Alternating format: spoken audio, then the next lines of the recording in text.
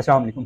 آج ہم بات کریں گے حضرت لقمان علیہ السلام کے بارے میں، جن کا ذکر قرآن میں بھی موجود ہے، پوری ایک سورہ ان کے نام کے اوپر ہے۔ امام جعفر صادق علیہ السلام سے فرمان بھی ہے کہ یہ حکمت کی وجہ سے مشہور تھے، اور حکمت ان کو اس لیے ملی کیونکہ یہ بہت زیادہ شکر ادا کرتے تھے۔ افریقہ سے تھے، رنگ وہاں کے حساب سے ہی تھا، تو اس وجہ سے لوگ ان کا بہت زیادہ مذاق بناتے تھے، جس پہ یہ کہتے تھے کہ آپ اللہ کی بنائی ہوئی چیز کا کیوں مذاق بنا رہے ہو۔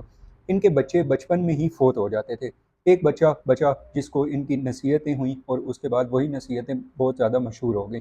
ان کے پاس فرشتے آئے تھے، اور فرشتوں نے آ کے کہا تھا کہ اللہ تعالیٰ آپ کو حکمت دینے والے ہیں، اور اس کے ساتھ آپ لوگوں میں فیصلہ کریں گے۔ تو یہ انہوں نے فرمایا تھا کہ اگر اللہ تعالیٰ کا یہ حکم ہے تو میں تسلیم کرتا ہوں، لیکن اگر اللہ تعالیٰ میری مرضی پوچھیں تو میں یہ بیچ میں فیصلہ کرنے والی چیز ختم کرنا چاہتا ہوں۔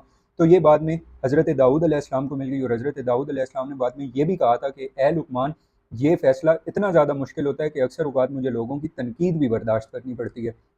اب حضرت لقمان علیہ السلام کی نصیحتیں ہی بہت زیادہ مشہور ہوئی، جن میں 4 نصیحتیں بہت زیادہ مشہور ہیں کہ سفر میں کشتی کو مضبوط رکھنا، یعنی قیامت کے لیے ہمیشہ آپ نے تیار رہنا ہے۔ اس کے علاوہ سامان کم رکھنا ہے، یعنی دنیا کی آرزو کم رکھنی ہے۔ اخلاص کے ساتھ ہر ایک کام کرنا ہے، یعنی فرشتے آپ لوگوں کو دیکھ رہے ہیں۔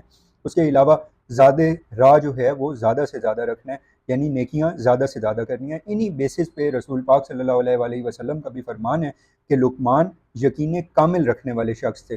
اور ایک ان کا واقعہ اور مشہور ہے کہ ایک شخص ان سے قربانی کے وقت کچھ اچھی چیزیں اور بری چیزیں مانگنے آیا۔ لقمان علیہ السلام نے ان کو دل اور زبان دی تھی، کیونکہ یہی سب سے اچھی بھی ہیں اور یہی سب سے بری بھی ہیں۔ قرآن میں ان کی کچھ نصیحتیں جو انہوں نے اپنے بیٹے کو کی تھی وہ بہت زیادہ مشہور ہیں، جن میں نمبر 1 شرک نہیں کرنا، تکبر نہیں کرنا، نماز کو قائم کرنا ہے، جانور کو پہلے کھلانا ہے اپنے کھانے سے، اچھائی کرنی ہے، صبر سے کام لینا ہے، زمین پر آرام سے چلنا ہے۔ اور اس کے علاوہ یہ بھی بتایا گیا کہ آواز ہماری ہمیشہ دھیمے لہجے میں بات ہونی چاہیے۔ اس کے علاوہ سفر رات میں نہیں کرنا، اور پیغام اگر کسی تک پہنچانا ہے تو کسی عقل مند بندے کا انتخاب کریں، ورنہ پھر پیغام خود دیا جائے۔